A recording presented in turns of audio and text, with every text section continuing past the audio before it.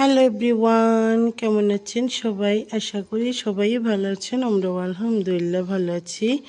তো আজকে হলো শনিবার আর এখন সকাল 4:30টার মতো বাজে। তো আমি সেহরি খেয়ে তারপরে ভাবলাম যা কিছু আছে একটু গুছিয়ে নেই, কারণ আজকে তো বাপের বাড়ি যেতে হবে। ওখানে রোজাদারদের জন্য দাওয়াত করানো হচ্ছে। এখানে দেখুন অনেকগুলো বাসন জমা হয়ে গিয়েছিল, তো ওগুলো এখন এই মাত্রই ধুয়ে নিয়ে আসলাম। এখন এগুলো গুছিয়ে নেব আর তারপরে নামাজ পড়ব। যেহেতু একটু আজান দিতে লেট করছিল, তো ভাবলাম যে খাওয়া দাওয়া যখন হয়ে গিয়েছে তো বাসনগুলো ধুয়ে ফেলি। ধুয়ে ফেলে তারপরে নামাজ পড়ব। এই তো এখন এগুলা সব কিছুই গুছিয়ে নেব। এখন বাজে 10:30। তো এখন বেরিয়ে পড়েছি, বাচ্চাদেরকে রেডি করিয়ে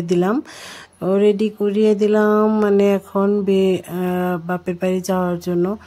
এদিক থেকে তো ফোন এসেই যাচ্ছে, মানে কখন যাব। তো আমরা মানে বেরিয়ে পড়ার সাথে সাথেই এটা ওটা মানে প্রবলেম আর কি বলবো।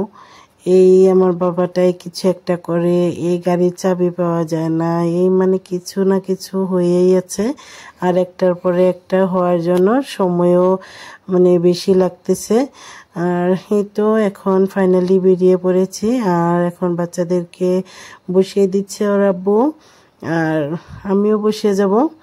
এই দেখুন আমার বাচ্চা দুটা কিন্তু পেছনে বসে। আমার মেয়ে সেই মানে ছোট্টবেলা থেকেই ও গাড়ির পিছন দিকে বসে, এখন ওর ভাইকে নিয়ে বসছে।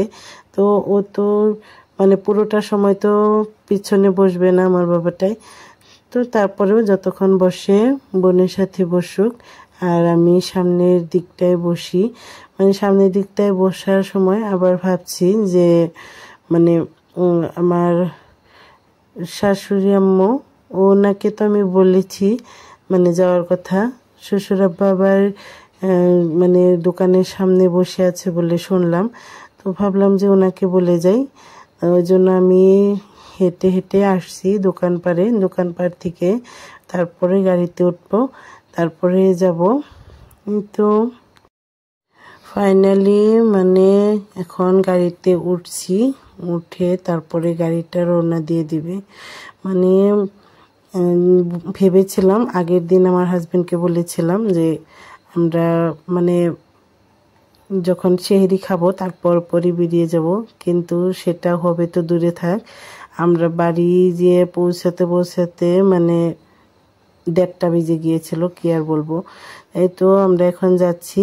এখন আবার আরো একটা প্রবলেম, মানে কালকে আমার বাবাটার জন্য মানে ডাইপার আসার কথা ছিল, তো ওটাও আসেনি। এখন আমরা চলে যাচ্ছি, ডাইপার ছাড়া তো চলবেই না। ও আমরা এখন দাঁড়িয়ে আছি, ডাইপার নিয়ে আসবে ডেলিভারি ম্যান। ওনাকে ফোন করেছিল আমার হাজবেন্ড, তো উনি আসছে।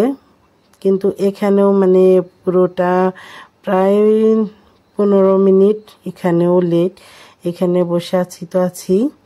তো ওই তো দেখুন দৌড়ে দৌড়ে আসছে ওই ডেলিভারি ম্যান। ওনার কাছে থেকে এখন ডাইপার আর একটা জিনিস মানে আমার হাজবেন্ড ওটাও অর্ডার করেছিল, কি অর্ডার করেছে একটু পরে দেখাচ্ছি।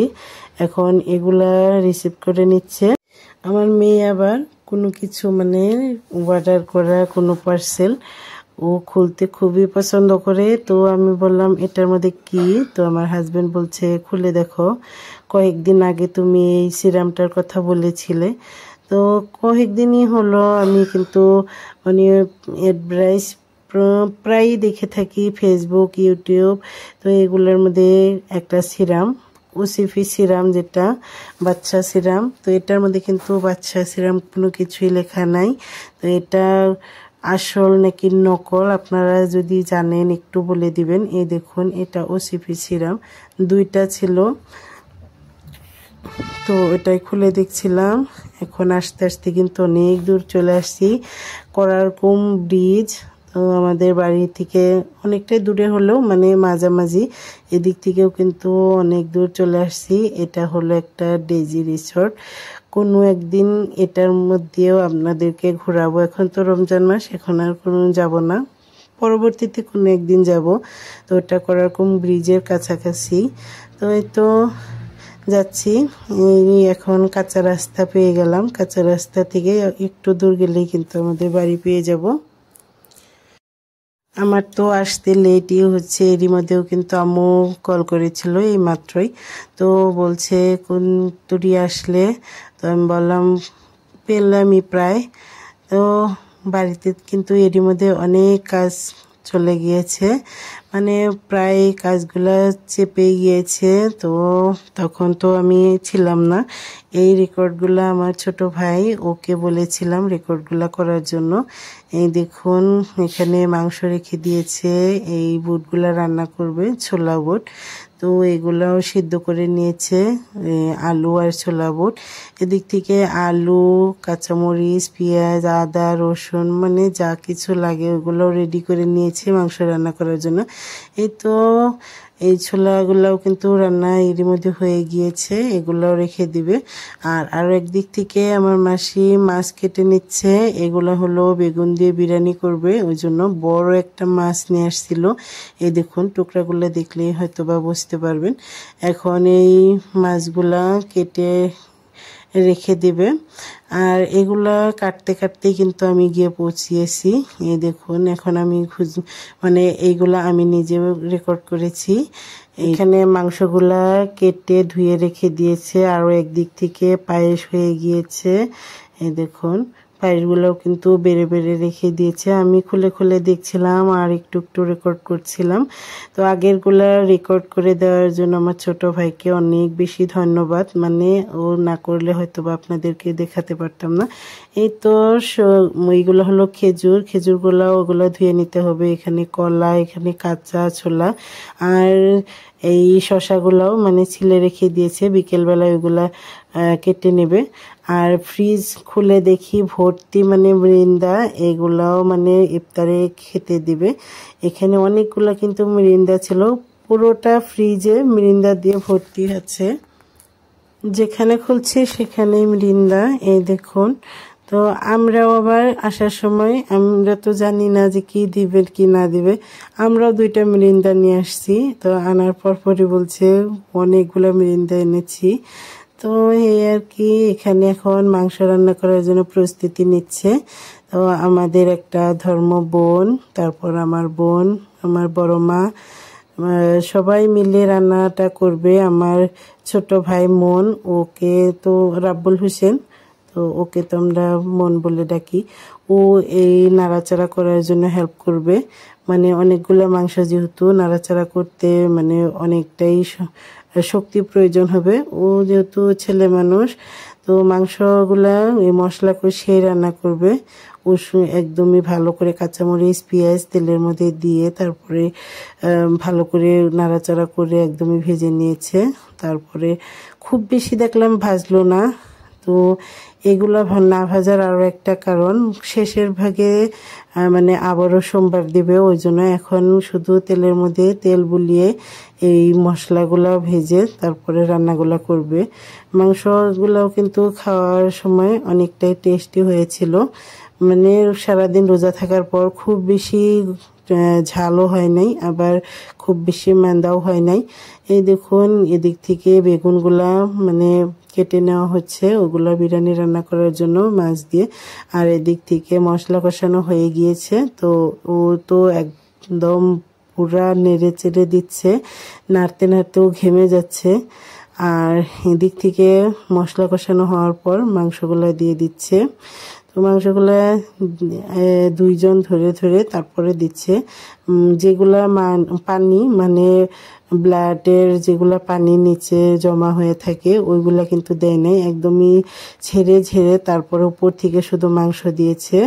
তো ওরা বলল, যারা রান্না করছিল ওই আমাদের বোন, উনি বলছে এই পানিগুলা না দেওয়ার জন্য খুব ভালো হবে। আর এই তো এখানে আমি একটু হেল্প করছিলাম এই বেগুনগুলো কাটার জন্য। আর আমার বাবাটাই তো আছেই, ও শুধু এভাবে মানে খুন্তা দিয়ে খুঁতে খুঁতে ও ফেলে দিচ্ছিল। এই তো এভাবেই মানে সব কাজগুলো চলছে। এখানে তো নাড়াচাড়া, তারপর মানে মাংসগুলো খুবই ভালো করে কষিয়ে নিচ্ছে। আমার গলার আওয়াজটা কখনো কখনো মানে এক এক সময় এক এক রকমের লাগে। কখনো কখনো একটু ঠান্ডা লেগে যায়, বা সকালবেলায় যদি ভয়েস ওভারটা দিই তখন একটু ডাউন ডাউন লাগে। তো কাদের কাছে কেমন লাগে অবশ্যই কমেন্ট করে জানাবেন। আর যদি আপনাদের কাছে মানে ভালো না লাগে ওটাও জানাবেন। আমি ট্রাই করব যখন মানে গলাটা ফ্রেশ থাকে তখন আমি ভয়েস ওভারটা দেওয়ার জন্য। এদিক থেকে কিন্তু এই বেগুনগুলা মানে কেটে নেওয়া শেষ, ধোয়া হচ্ছে। আর একদিক থেকে এই মাংসগুলাও এইভাবেই এখনো পর্যন্ত মানে পুরা কষাচ্ছে। আর বেগুনগুলা ধুয়ে নেওয়ার পর এখন বেগুনগুলা মানে বিরিয়ানি করবে। তো বিরিয়ানি করার আগে মাছগুলো ভালো করে ভেজে নিচ্ছে। আমার মাম্মি বানাবে বিরিয়ানিগুলা। এ দাওয়াতের জন্য আমরা গিয়েছি, আমরা যাওয়ার পরে মামি আসছে, আর আগের দিনই কিন্তু আমার মাসি আসছে। আমি তো আপনাদেরকে বলেছিলাম আগের ব্লগে যে আমি আমার দেবরের বিয়ের জন্য মানে ওই দিন আসতে পারি নাই। তো আমি তো বাড়ির মেয়ে, আমি আগে আসার কথা, কিন্তু ওই জন্য মানে ওদের সাথে ফুর্তি করব বলে বা বউকে আনতে ফিরানি আনতে যাব, ওই জন্য মানে আমি আগের দিন আসতে পারি নাই। যেদিন দাওয়াত ওই দিনে আসছি। এই তো এখানে কিন্তু এখন আবারও মাংসগুলোর মধ্যে সম্বার দিয়ে নিল, তারপরে এই বিরিয়ানিগুলো রান্না করছে। এরই মধ্যে মাংস হয়ে গিয়েছে, এখন অন্য একটা পাতিলের মধ্যে ট্রান্সফার করে নিচ্ছে। মানে ট্রান্সফার করে না নিলে এত বড় যে একটা হাঁডি, এটা কিন্তু দরজা দিয়ে ঘরের ভিতরে যাচ্ছিল না, ওই জন্য এটার থেকে একটা পাতিলের মধ্যে এভাবে ট্রান্সফার করে নিয়ে তারপরে এই পাতিলটা ঘরের ভিতরে রেখে দেবে। এদিক থেকে বিরিয়ানিগুলোও কিন্তু হচ্ছে। বিরিয়ানিগুলা ছোট মানে ও চুলার মধ্যে দিয়েছিল, তো এই বোন বলছিল যে ওটার মধ্যে আর দেওয়ার দরকার নাই, কারণ এখন তো মাংসগুলো হয়ে গিয়েছে, মাংসটা সোমবারও দেওয়া হয়েছে। মাংসটা হয়েছে যখন এখানেই দিতে পারবেন, অনেকগুলো বিরিয়ানি রান্না করতে সুবিধা হবে। আমার চাচি বেগুনের বিরিয়ানিগুলা বেড়ে নিচ্ছিল, এর মধ্যে কিন্তু বেগুনের বিরিয়ানিও হয়ে গিয়েছে। তো আজকের ভিডিও এই পর্যন্তই, দেখা হবে এই ভিডিওরই পার্ট 2 ভিডিওর সাথে। ততক্ষণ পর্যন্ত ভালো থাকবেন, সুস্থ থাকবেন, আমাদের জন্য দোয়া করবেন। আজকের ভিডিও পর্যন্তই, আল্লাহ হাফিজ।